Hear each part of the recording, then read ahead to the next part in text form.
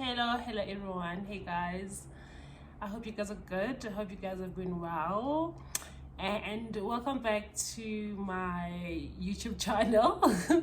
Welcome back to my space for those who are returning and for those who are seeing me for the first time. Well, thank you for clicking on this video.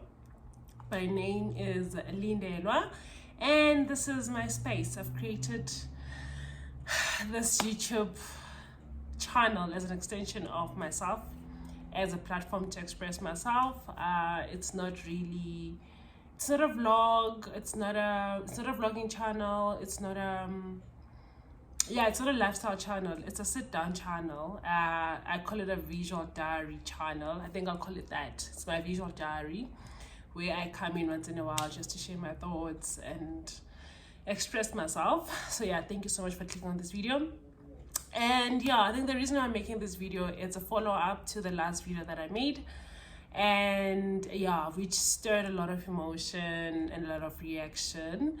So I'm just making this video to firstly say thank you for watching the previous video. I highly appreciate it, and also to thank everyone who reached out, to find out if I'm okay, if I'm doing well, sending me love, sending me prayers.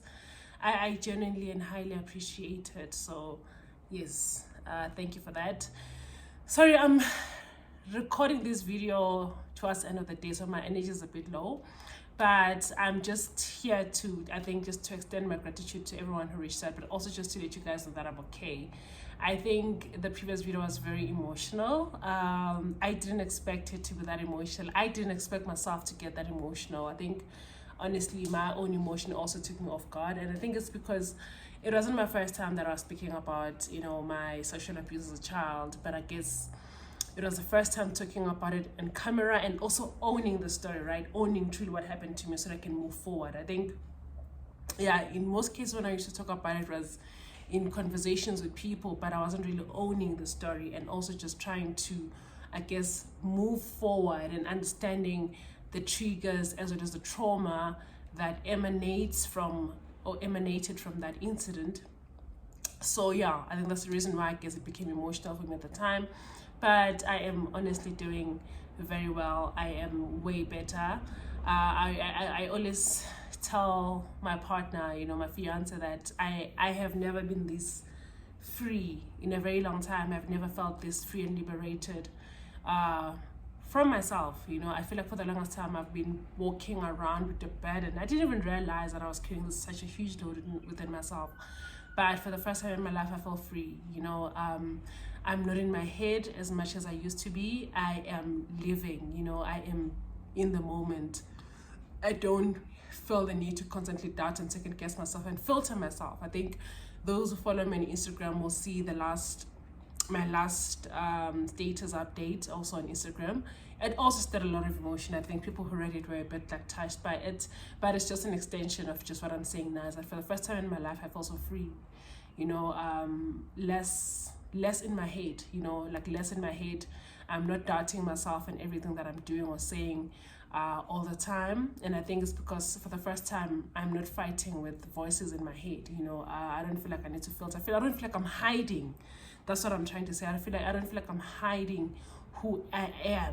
I am truly showing up as me, and I feel free. I genuinely feel free. So yeah, I think for me I just wanted to send this or do this video just to thank everyone who reached out and to assure you that I really am doing okay. I'm good. I really am good. Yes, it's a journey. I can't say I've healed. I can't say everything is fine because I'm allowed to be alive, but I'm okay. I'm really in a good space. And I think, the worst is behind me in terms of this. I think now it's just a matter of building and just continuously trusting myself more, trusting my voice more, believing that I'm worth it, believing that I matter and what I have to say and share matters, and that I'm safe. I think that's the thing, when you've been violated as a person or as a child, you always feel unsafe, right? And I think that's why I was so afraid to always talk or to share my views or to use my voice, because I never felt safe. But for the first time in my life I feel safe, and I'm able to even parent my inner child and reassure myself whenever I start getting into my head and being too nervous, and just tell myself that I am safe now. I'm not as vulnerable as I was as a child. I am safe. It's okay. It's okay to talk. It's okay to share your views. It's okay.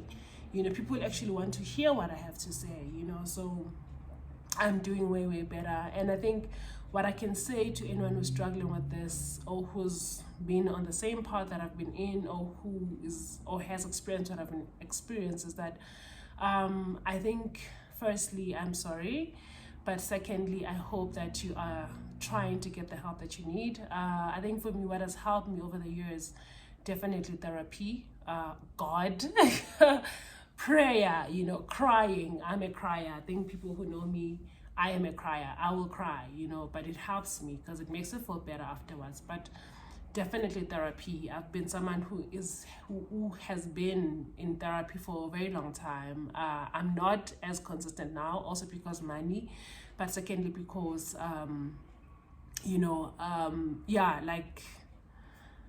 think I don't want to be as dependent on it. I think the purpose of therapy is to give you the tools that you need to somewhat, regulate yourself. And I think the years that I've spent in therapy have given me the foundation.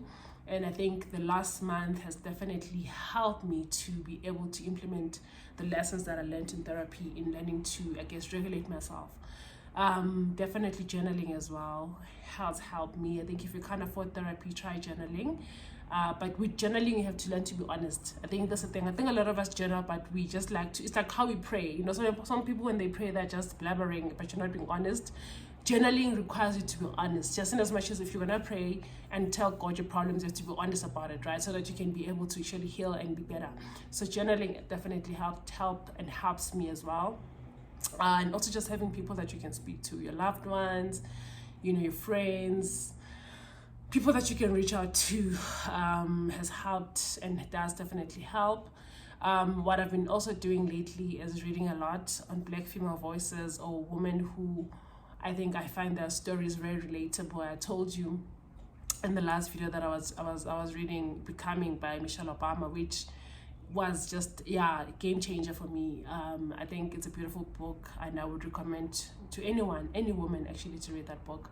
Another one that I read was Finding Me by Viola Davis, which also touches on childhood trauma, and I think she shares her personal stories and stories of others in her life who were somewhat going through the same thing that I went through, and I was able to find and see myself in that, which also helped me and made me realize that I'm not alone. And what has happened to me, and what's happening to me even now, it's not peculiar. Like, there have been people who've walked this journey before, and if they were able to overcome it, definitely also, we can also do it. So definitely just feeding your mind of the right things. That's what I'm saying. With prayer, exposing yourself, your content, to things that are going to make you better. So what you read, what you consume in terms of content also plays a huge role in that. But yeah, I don't want to make this video too long, and I actually have a work meeting that I need to jump onto, but I just wanted to make this video quickly before the sun goes out, because I don't have lighting, so I'm using natural light to record all of my videos. And also I'm rushing. I can feel myself that I'm rushing this because I only have one take. I actually don't edit my videos. I generally just talk, finish, edit, and upload it, because I just want it to be as raw as possible and honest as possible. But yeah, guys, thank you so much for those who reached out. Thank you for those who watched. I know it was a hard video to consume. I didn't expect it to be that raw and that hard, I guess, but I really appreciate each and every person who took the time to watch it and to reach out and to find out if I'm okay.